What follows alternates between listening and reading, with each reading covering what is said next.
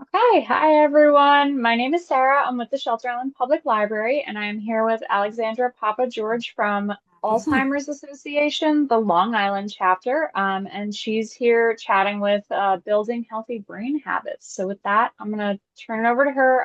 Quick note, if you have any questions, please feel free to leave them in the chat during the program, and we'll go over them during the Q&A.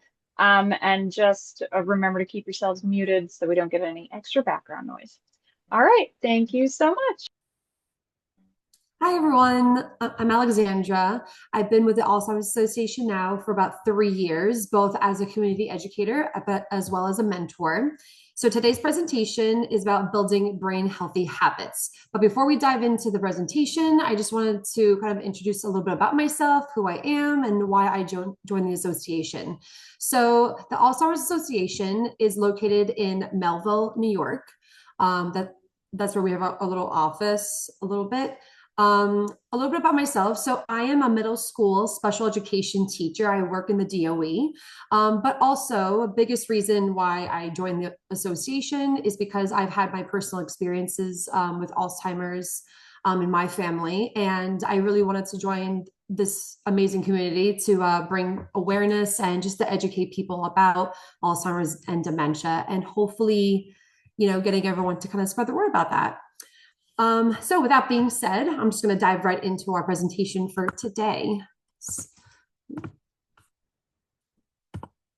Okay, so just to talk a little bit about the objectives about this presentation. So by the end of the program, you'll be able to explain how brain health is important now and also across your lifetime, recognize actions that can help protect brain health, and how you can start making a plan to build brain healthy habits by applying what you've learned. And we're going to talk about something called an action plan, which you'll see later on in the presentation. So this is like kind of like a little description of like the little action plan. It's to like help build and maintain brain healthy habits and how to create one. So these are the biggest topics that we're going to speak about today, talking about how we can keep our blood pressure under control, how we manage diabetes, exercise, eating right, sleeping, how we challenge ourselves, educate, and of course, protect ourselves as well. So we're going to first talk about the US pointer. So the US pointer results really show that the healthy behaviors really have a powerful impact on brain health. This is a 2-year clinical trial that was simultaneously targeting risk factors for cognitive decline, including, like regular physical activity, brain healthy diet, some social engagement, health monitoring, and this kind of shows improved brain function in older adults, really. So while the cognitive health of all participants in the US pointer improved, the group that followed the more structured, like routine, showed even more improvement, really. So this is kind of showing and helping us how we can combine our exercise and healthy diet, and how we can overall protect our cognitive function, really. So a little bit about also why brain health is so important, right? It's part of our memory and thinking, our social and behavioral and mental health as well, and of course our sensory and movement. So everything about our brains play a role in our bodies.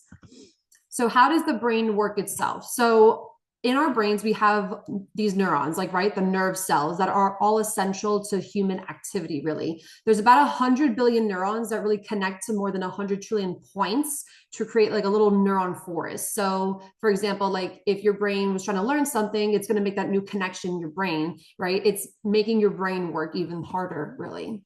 So just to kind of compare and contrast here between what a healthy brain looks like and an advanced Alzheimer's brain is, as you can see that on the left side, the healthy brain, like we see it's full, it looks like healthy and bright, which we want to keep it as. And then on the right side, we see the Alzheimer's brain, which you can see there's might be a lot of plaques in there. The brain, it looks like it's kind of shrinked also in a way too. So brain changes can start 20 years or more before symptoms of dementia are experienced, really. And just a little bit about how we understand dementia a little bit better, right? So dementia, I like to say, is this umbrella term, right? Alzheimer's is the most common type of subcategory of dementia, along with other ones that we see like Lewy body, Parkinson's, etc. So the cognitive decline really refers to the changes in memory and thinking that really worsen over time. Just as with our physical abilities, some cognitive decline is expected as we age as well. And mild cognitive impairment, or MCI, is an early stage of memory loss or other cognitive abilities, such as language or visual spatial perception in individuals who maintain the ability to independently perform most activities of daily living. So, of course, dementia is not a normal part of aging, which is why I want to continue to keep it healthy for as long as we can. And just to kind of mention again, Alzheimer's is one of the most common causes of dementia, as well as other diseases that can cause dementia, including vascular, Lewy body, frontal temporal degeneration, or FTD, and mixed pathology, which dementia form more than one cause, really. So with that being said, with our brains, we're also connected with the heart as well. They are interconnected. So I always like to say, and you're going to hear me say it throughout the presentation, our hearts and brains are closely connected, right? What's good for our brains is also good for our hearts, right? Because as we know, the heart pumps blood to the brain. The blood provides oxygen and other nutrients to nourish our brain as well. So we want to keep both healthy and active, and it's always getting those nutrients throughout our bodies. So just to kind of show you a little quick video about why our brain health matters to us. Oh, I'm sorry. I first started to care about brain health as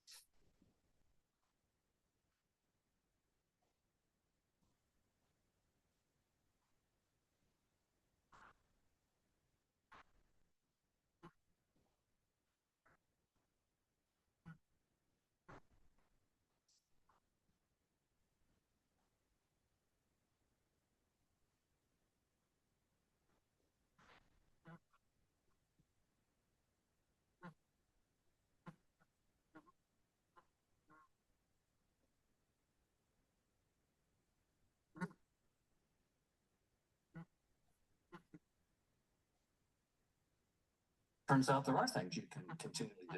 I want to live a long, healthy life. I want to enjoy my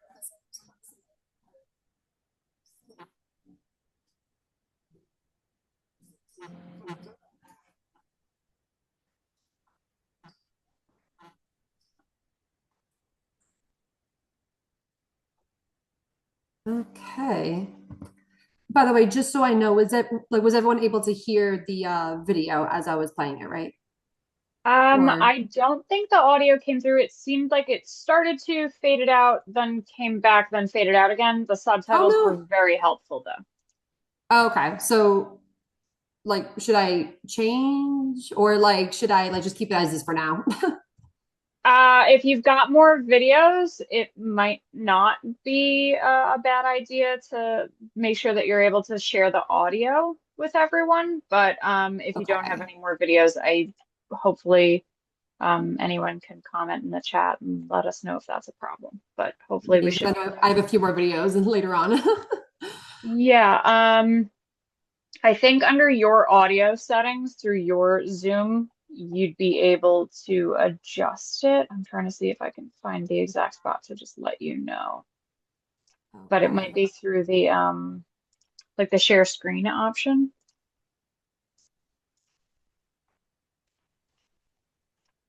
One second, let me do it. Because if you're able to do it, that would be great. Okay. Okay, so in the meantime, I'm just going to continue on. So when is the best time to start thinking about brain health? It's literally at any time, doesn't matter what age you are. It's never too early or too late to take action for your brain health. So we're going to first start talking about the few objectives that we mentioned earlier about how we can maintain a healthy weight, talk about blood pressure, diabetes, and how we can be smoke free. So of course, for blood pressure, you want to make sure that your blood pressure should be less than 130 over 80. For diabetes, if you know someone that might have it, of course, we want to support them as best as we can through healthy eating and exercise and any medications that can be effective in managing diabetes. Maintain a healthy weight. Please talk to your doctor or any healthcare provider that you go to about what is right for you, about how you can maintain a healthy weight. And as well, of course, we want to be smoke free. So quitting could definitely be a hard thing. And there's always any local resources that you can reach out to for help, or use the 1-800-QUIT-NOW number also. And of course, getting moving and eating right, as well as sleeping. So we want to make sure that exercise is the best thing for us, right? Exercise improves brain function in increasing blood and oxygen flow, and it also helps improve connections among our brain cells. When we want to eat right, improved nutrition is connected to a better brain health, right? We're going to talk about in a second about the mind diet, which improves optimal nutrition for the brain. And as well, getting enough rest, right? Deep sleep may wash away a buildup of proteins in that brain that are a risk to brain health. So getting important sleep is definitely something we want to be mindful of. So with challenges and strategies, from your experience, what are some challenges to building healthy habits? Does anyone want to say like a challenge that could be maybe hard for you or someone in building healthy habits? And if you don't feel comfortable speaking, then I can always like look in the chat as well.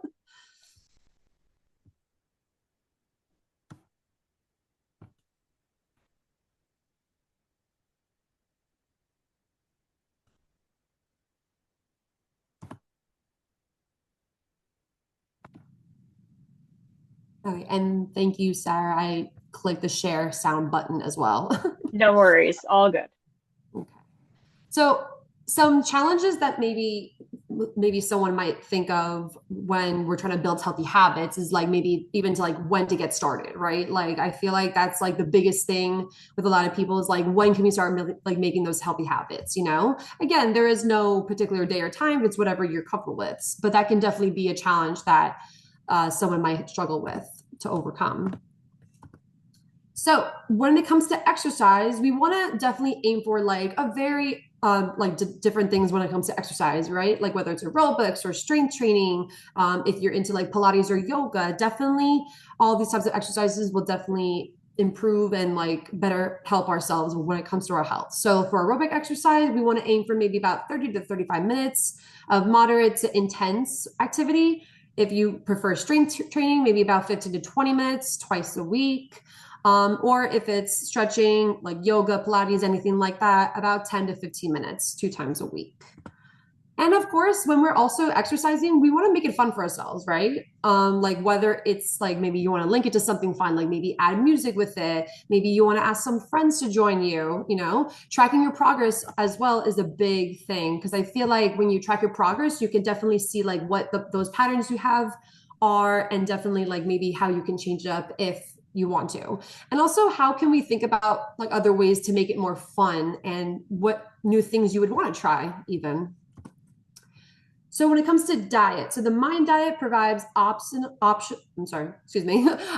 nutrition for brain health. So on the left, we can see these are the type of foods that we want to aim regularly. And on the right side, we want to try to limit these types of foods. So for the regular eating foods, we want to try to, eat a lot of green vegetables, other vegetables, berries, whole grains, chicken, fish, etc. Or maybe even swapping out certain things, like maybe instead of butter, maybe use olive oil instead as a like little change that we can make in our diets.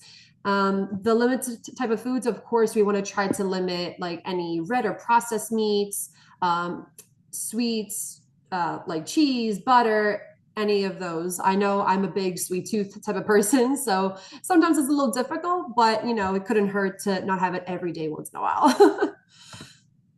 Okay, and tips to also just kind of keep in mind when we're trying to eat right. So focus on what you can add to your foods rather than maybe take away. Like a lot of people think to diet or to eat right, you have to take away the things that you love, which not in that case, we don't want to do that because of course we still need to make sure we're functioning throughout the day and like helping and giving ourselves the proper amount of nutrition that we need. So like maybe for your cereal, for example, as like a breakfast morning, food that you want to have. Maybe instead of just having cereal alone, maybe add some like berries or nuts into it, you know, something to make it more nutritionist.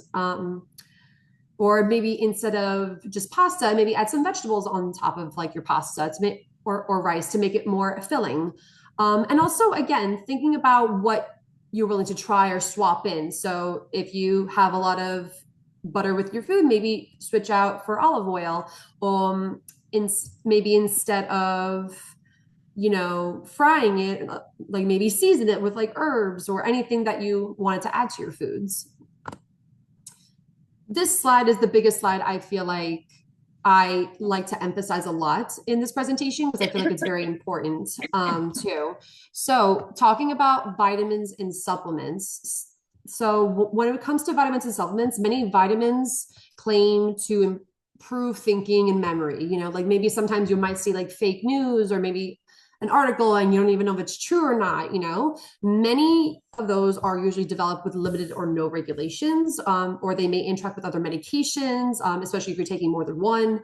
Overall evidence doesn't really show that vitamins and supplements reduces dementia risk. So usually a healthy diet remains the best way to promote brain health, you know? And if you are considering taking a vitamin or supplement, always definitely refer to your either a nutritionist or your doctor just to be on the safe side.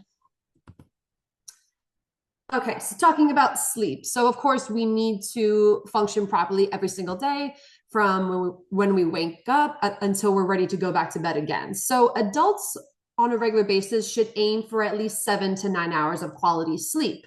So I mentioned earlier that I am a teacher and I usually have to wake up at like 5 in the morning to go to work because I work in Astoria. And a lot of the times it requires me to get this amount of sleep, but that doesn't always happen when I'm working up very late. So I usually tend to get about 5 hours. But we want to make sure we're aiming for like this amount as best as we can for good quality sleep. I kind of like to think of us as, you know, like kind of like how a phone needs its charger to restart itself.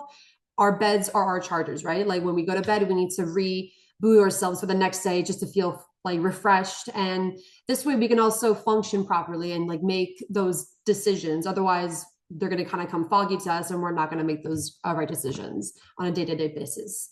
Another tips to kind of sleep well. So we want to avoid caffeine later on in the day. Like maybe if you have one in the morning, that is fine. And then like, you know, maybe try to avoid it during later on, like at night, like maybe if you're working up late or something, you know, because then we're kind of ruining that process of us like going to bed at like a more reasonable time. Being physically active during the day is definitely going to help us, right? Like we're moving around all day, we're doing things, and then our body eventually over time is going to relax us, getting ready to go to sleep. Minimize naps. Sometimes like napping during the middle of the day can really impact our able to sleep later on at night too. Keeping a regular schedule as well, you know, like maybe there's a specific time that you need to go to bed by, maybe kind of keeping that in mind for yourself. And then, of course, though we can sleep, right? Cooler temperatures. Oh, I'm so sorry.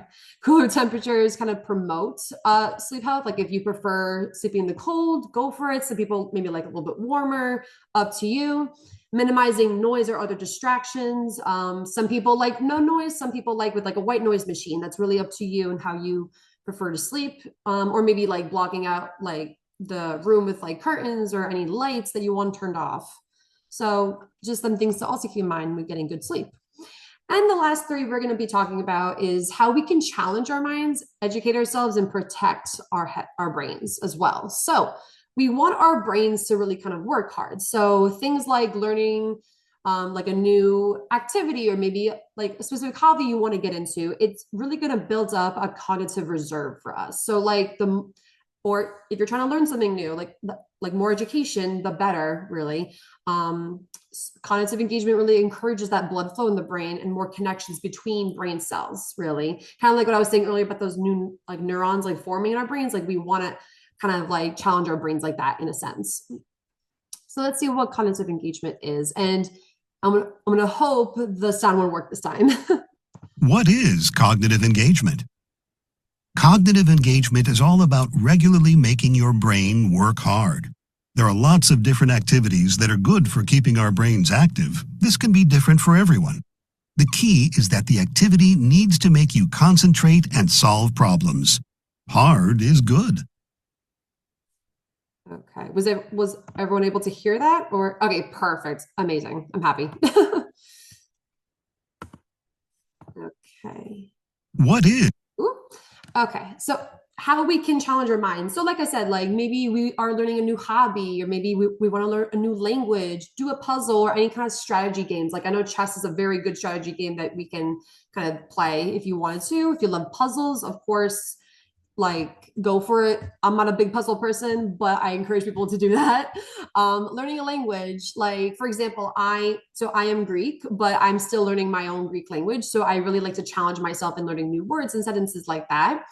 And exploring new hobbies, like maybe you want to pick up a musical instrument to learn. Like right now, I'm also playing piano and kind of self-teaching myself in a way, piano. So things that you like want to think about, like that's your brain working hard, right? You want to make sure you're kind of getting out of your comfort zone so your brain can like start to work a little bit harder. And of course, when it comes to head injuries, we want to prevent them as best as we can. So head injuries, including like concussions, like can cause short and long-term problems. So maybe we're in a vehicle, want to make sure everyone's wearing a seatbelt. If we bike ride or like ride a motorcycle, make sure we're wearing our helmets to minimize this as well. It also goes for skating or skiing or any other similar activity like that. Or if you work somewhere, or maybe if you have somewhere in your house like that has a ladder, if you're climbing it, make sure your space around you is like minimized and like organized to risk anything about falling. Because again, we want to make sure we're keeping ourselves and our heads protected, and also just our space at our house protected as well. And other factors to kind of keep in mind as well, like hearing and vision loss, right? To date, some studies suggest that hearing and or vision loss may be associated with higher risk of dementia. The air pollution. Some studies also show a link between like particulate matter in the air and possible increased risk of cognitive decline. Alcohol, right? Excessive alcohol over time can lead to memory issues and possibly even something called Korsakoff syndrome, which is a chronic memory disorder. And even stress, right? I think that one is like, we don't think about too much, but we do it a lot probably, right? Like stress can lead to short-term stress that may affect our daily routines and our brain healthy habits, right? So managing stress is so important for brain health as well. So just to kind of wrap up some key points here, basically of what we spoke about today, all ages are welcome. Again, it's never too late or too early to start or thinking about even your brain health and how you can adapt better healthy habits. More habits equal to more benefits, right? Include a really variety of healthy habits that we want to mention, right? And also being consistent is definitely a key. And I feel like the only way we're going to see a difference is that once you kind of find your cycle and your rhythm, you're definitely going to see a difference in making those healthier, better habits for yourself.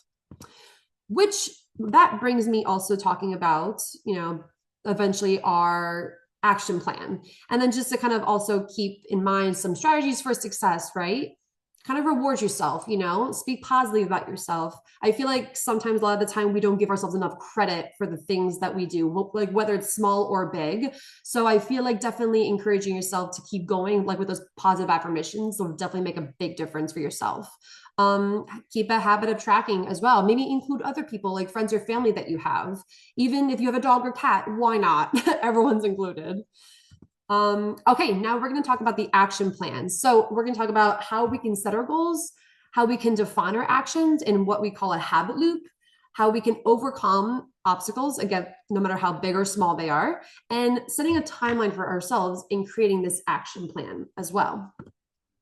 So when it comes to setting a goal, we want to kind of like ask ourselves a little bit, right? Like, what change do you want to make when it comes to your goal? Like kind of maybe pick one area that you really wanted to focus on, and kind of also consider a flexible goal that kind of encourages you to like reach that goal and make it successful for yourself. We also like want to be like realistic with that, a little bit as well. When it comes to the habit loop, kind of like defining our actions, right? Ask yourself, like, what is your cue to start that action plan? Like, what is your exact action you're looking for? And also, how are you going to reward yourself in that habit loop that we want to do, right? It's a 3-step process that we can help build ourselves like in our new routines, right? That'll be easily enough to stick around to. So let's kind of look a little bit closer at the habit loop. Creating new habits can feel hard, but our brains are actually good at building routines. Using a habit loop, the process our brains use to build habits, can help make new habits stick. Here's how a habit loop works. There are 3 parts of a habit loop: the cue, the action, and the reward. First, identify a healthy habit you want to build. Now, identify something you already do regularly that can cue or nudge you to do the new action. We already use cues in our lives, but we might not be aware of it. People may plug their phone into a charger as soon as they get into their car, or take their shoes off after they walk into the house. One action triggers another. These cues naturally trigger the next action we want to remember, and it becomes automatic over time, so we don't even think about it. The second part is the action. Recognize the cue and attach the new action like we just talked about. The final part in the habit loop is the reward. You did it. Feeling good about the change you made and its benefits may be reward enough for you, or maybe you need a celebration. Habit loops can be used to help build lots of healthy habits. Attaching a new action to one you already do and then feeling rewarded is what the habit loop is all about. All right.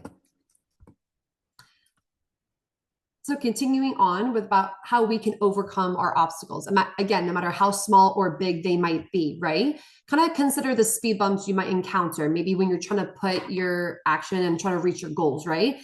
Ask yourself, like, how can you avoid or overcome these obstacles, right? Like maybe if your goal is to get more steps in your day, maybe what's an obstacle that kind of gets in the way of getting more steps out in the day? Or maybe how can you work around that or work with that so you can still achieve your goals that you want to, right? The key is to be consistent and to keep going as best as you can.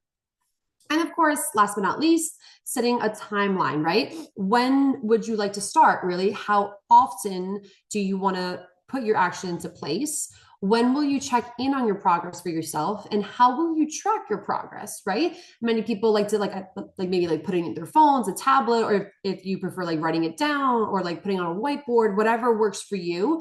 Definitely track, kind of keep that progress into place, and maybe kind of set yourself like, okay, maybe I'll go every Mondays and Tuesdays, or maybe I'll do it a few times a month, however you're comfortable doing it and when you want to start it. There is no right or wrong way of doing it, really. Okay, and just a little bit of how we can keep moving forward. The fact that you're thinking about ways to change your brain health and promote your own health is a step in the right direction. The small changes are so important. They don't have to be radical, life-altering changes. Our own brain health is not only for ourselves, but it's really for our loved ones. The things we do day to day, the things we can make decisions about that can be positive or negative for a healthy brain. And I think that's the kind of things we want to focus on, is what are the things we can do that we can control to begin to have an impact on our brain.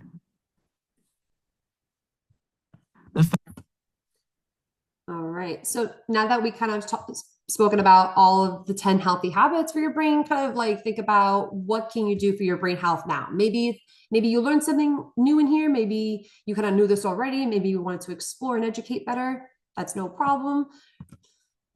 Just to also wrap up the last little bits about any additional resources or support groups that you're looking for. So we have our 24/7 helpline at 800-272-3900.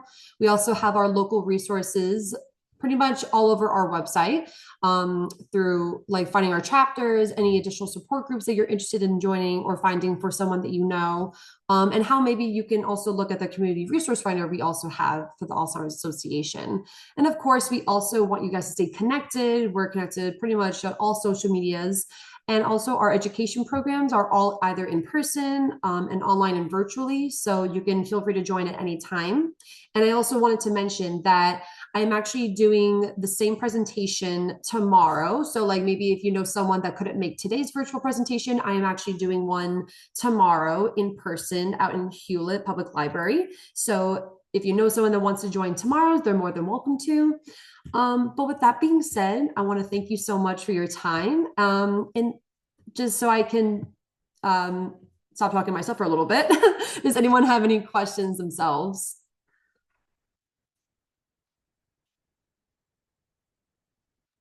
As a reminder, you can type any questions into the chat. You can Yes. also unmute yourself if that's easier for you. All right, awesome.